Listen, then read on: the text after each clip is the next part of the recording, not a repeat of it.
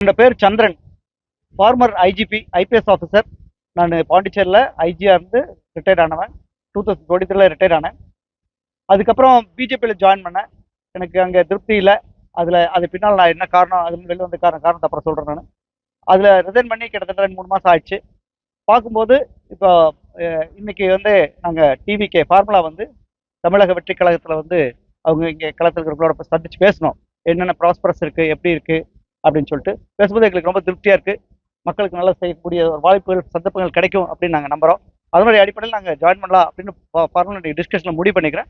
நாளைக்கு வந்து நாங்கள் ஜாயின் பண்ண போகிறோம். நாளைக்கு தலைவர் விஜய் வர போகிறாரு. அவங்களோட சேர்ந்து நாங்கள் இந்த தமிழக வெற்றி கழகத்தில் இணைஞ்சு பணிபுரியலான்னு இருக்கிறோம். நாட்டுக்கு என்ன பண்ண முடியும், மக்களுக்கு என்ன பண்ண முடியும் அப்படிங்கிறது பாண்டிச்சேரியிலேருந்து நாங்கள் வந்திருக்கோம். இப்போ பாண்டிச்சேரியில் பார்த்தீங்கன்னா சார் வந்து சுவாமிநாதன் பிஜேபியில் தலைவராக இருந்தார். அவர் 25 வருஷமாக தலைவராக இருந்துட்டு அதில் வெளில வந்துட்டார். சார் வந்து பெரியசாமி, அவர் வந்து அதிமுகவில் எம்எல்ஏவாக இருந்தார். அவரு வெளில வந்துட்டார். இவர் நம்ம பாட்டாக்க தேமுதிக செயலாளர் இருந்தார். 3 முறை அவர் வந்து போட்டிட்டு இருக்காரு. தேமுதிகவில் இருந்து குமரவேல் அவர் வந்திருக்காரு. நாங்கள் அனைவரும் ஒன்றா வந்திருக்கோம். நாளைக்கு நாங்கள் எங்கள் தலைவரோட நாங்கள் ஐக்கியமாக போகிறோம். கண்டிப்பா இப்போ வந்து மக்கள் இளைஞர்கள் ரொம்ப எழுச்சியா இருக்காங்க. ஒரு மாற்றத்தை விரும்புறாங்க. நிச்சயமா அது வந்து இந்த தமிழக வெற்றி கழகம் வந்து நிச்சயமா பாண்டிச்சேரியிலும் ஒரு சிறந்த ஒரு லெவலுக்கு வரும். இந்த 2026 எலெக்ஷன்ல ஒரு நல்ல ஒரு பொசிஷன் வருவோம் அப்படின்னு நாங்கள் நம்புறோம்.